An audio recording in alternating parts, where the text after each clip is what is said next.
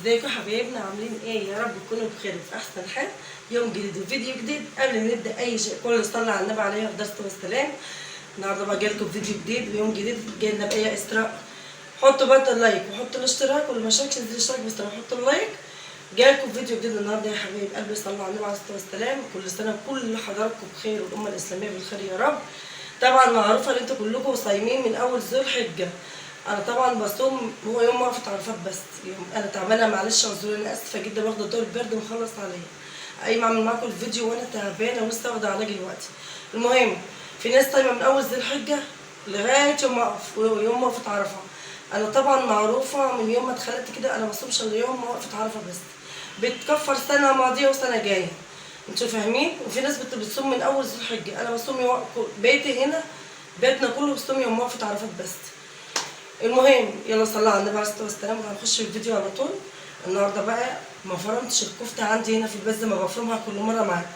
التلاجة بتاعتي كان فيها حاجه كده، فجاي الراجل يصلحها وخد وقت معاه، فما عرفتش افرم الكفته في البيت. فانا عملت الكفته ورحت وديتها عند الراجل وفرمتها وجيت. كل مره بفرمها معاكم في الفيديو قدامكم، بس انا المره دي فرمتها بره عشان ما فيش وقت. الوقت اليوم ضايع خالص. الواحد بيقوم من النوم العصر واليوم ضايع، والتلاجة كان فيها حاجة كانت بتعمل تلج. تلاجتي بتعمل بخار، لقيتها عاملة تلج. فجبت الراجل عملها، فقعد يجي ساعة ولا ساعتين وهم خلصت. الحمد لله الحمد تمت على خير. بدعوكم كده معايا ودعوالي كده دعوة جميلة من قلبكم كده، لأن ربنا يحوش عني. أنا بقالي دلوقتي أكتر من أسبوع تعبانة.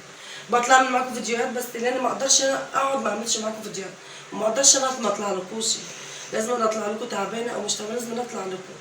المهم يا حبايب قلبي اطلع لكم كده بايه، بالايجابي كده، العقاب السلبي يطلع لكم بالحاجات الحلوه كده. المهم يا حبايب قلبي تعالوا بقى، انا فرمت الكفته وهوريها لكم. طلعوا على النبي عليه الصلاه والسلام. انا فرمه الكفته دي بره. انا عامله 2 كيلو رز عليهم كيلو ونص لحمه.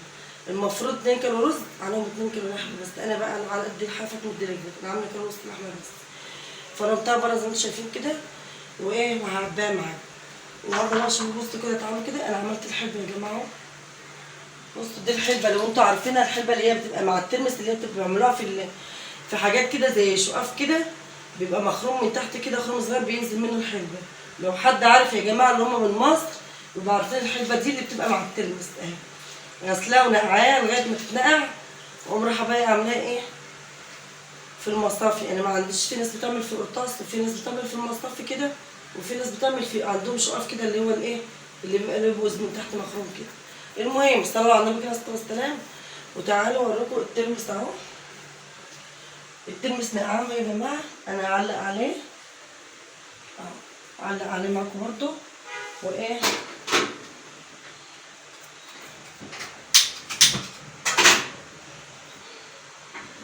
كل سنه وكل حضراتكم بخير والامه الاسلاميه بالخير يا رب. يعود عليكم الايام بخير اللهم امين.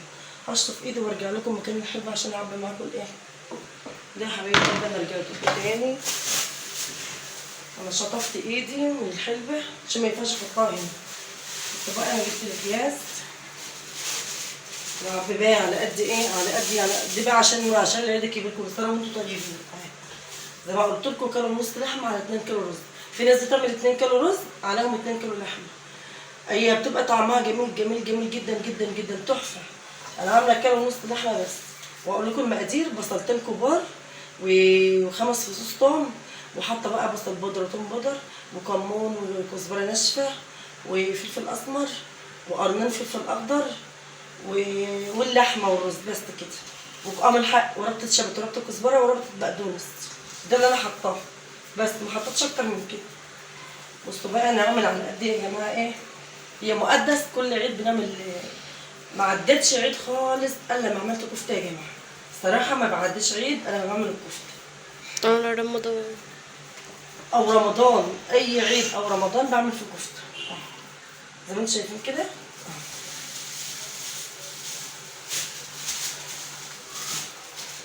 اي عيد بعمل على قد بس الايه البتاع الطبخ.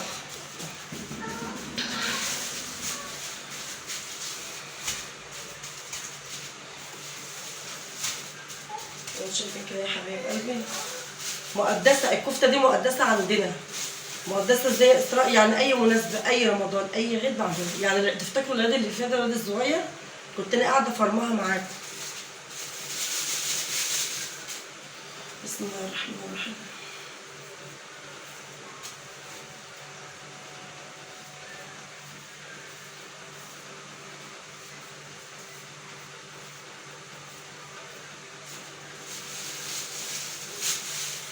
انت اصحابي رايحين من النوم؟ رايحين.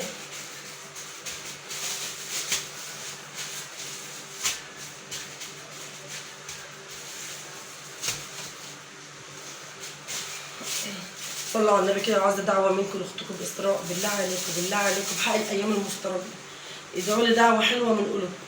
ربنا يشفيني ويبعد عني ولاد الحرام ويسترها معايا دنيا واخره، وكملها بالستر. عايزاكم تقولوا كده: ربنا يسترها معاكي يا اسراء يا بنت حواء ادم، وكملها بالستر عليك، ويبعد عنك اي مكروه وسوء، احنا وانتوا امة محمد يا رب. يا رب كملها بالستر عليا وعلى امة محمد. بالله عليكم بالله عليكم ادعوا لي. وطبعا الشرف ليا. بصوا انا والله العظيم بجد الشرف ليا طبعا. كل اللي اشترك عندي جديد مشرفين ومنورين حياتي ومشرفين قناتي ومالين عليا حياتي. ربنا يكبر بخاطركم ويسعدكم يا رب، اللهم امين. اختكم منت جمال كده زيكم، دعوه حلوه كده في الكومنتات لاختكم اسراء. ربنا يبعد عني الناس الوحشه يا رب واي مكروه وسوء، ويكملها معايا بالستر يا رب. يا رب يكملها معايا بالستر.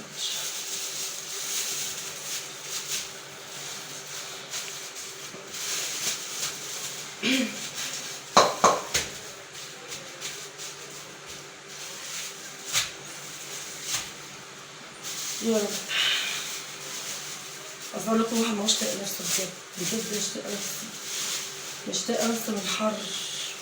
والله العظيم واحد ما هو طايق العبايه اللي عليه ولا طايقه، بس غصب عننا بصور عشان نفسي عبايه.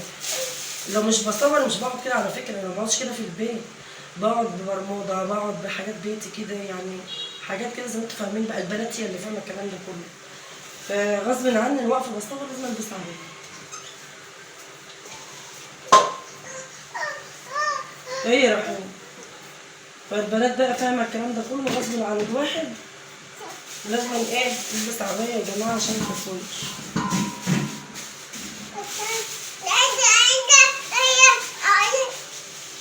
لسه قايم من النوم عمال يزربل. ايه يا بنت؟ مالك؟ مالك فيك ايه؟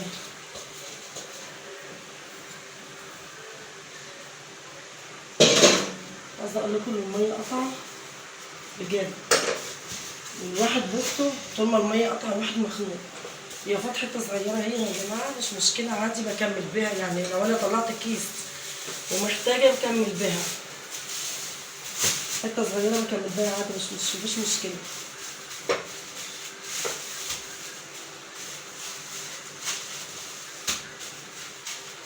الحته دي لو احتجتها بكمل بقى. هما بصوا 2 4 5 يعني هم 5 والحته اللي انتوا شايفينها.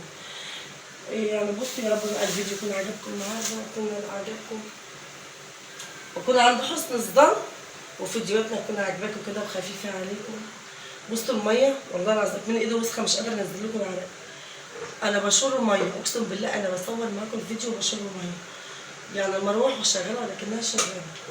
فالحمد لله ربنا يسترها علينا. ادعوا لي بقى دعوه جميله كده بالله عليكم بالله عليكم. ادعوا لي دعوه حلوه في الكومنتات يا ربنا يكملها بالستر ويبعد عني ولاد الحرام ويشفيني ويتم شفايا على خير. وربنا يبعد عنكم اي مكروه ويستركم دنيا واخره، ويستر كل بنت ويجعلها مستوره دنيا واخره، واتاها من الحرير قلبها. واللي ما رزقوش بالخلف ربنا سبحانه وتعالى يرزقه بالخلف يا رب، والخلف الصالح اللهم امين. بحق الايام المفترجه عندك يا رب. ادعوا لي دعوه حلوه. يلا يا حبايبي عشان ما اطولش عليكم. بجد انا مش قادره اتكلم معاكم، مش قادره. انا عايزه بس دعوه حلوه كده، ويا رب يجعله وعد علينا وعليكم بالخير، وعد السعيد على الامه الاسلاميه، ويخش بالفرح والهنا اللهم امين. بصوا انا عطشانه جدا. بسم الله الرحمن الرحيم.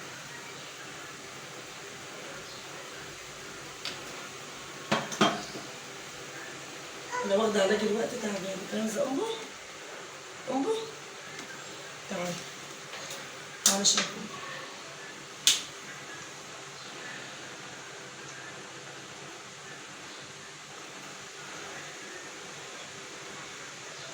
تعالى كمان اشرب كمان، الدنيا حر، تعالى اشرب. بصوا انا عايزه اقول لكم الازازه دي المخصصه بتاعت رحيم، انا بغلي له الميه. اما اكون بره بشتري ميه معدنيه، بس قالوا لي السوبر ماركت قال الميه المعدنيه بتبقى غلط. ليه بقى؟ بتبقى مركونه في السوبر ماركت، بتبقى مركونه فغلط. فانا بعمل ايه بقى؟ بعمل ايه؟ بغلي كتل واسيبه يبرد واملى الازازه لغايه ما تبرد خالص واشرب. انا طول عمري كده، بس لما بكون بره غصب عني في اي مشوار والواد على ايدينا بجيب له ميه معدنيه من البيت معروفه.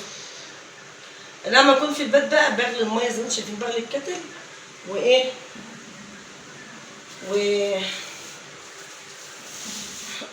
واشربه منه. ما بشربوش ميه من بتاعتنا دي، احنا كبار مفيش فلتر.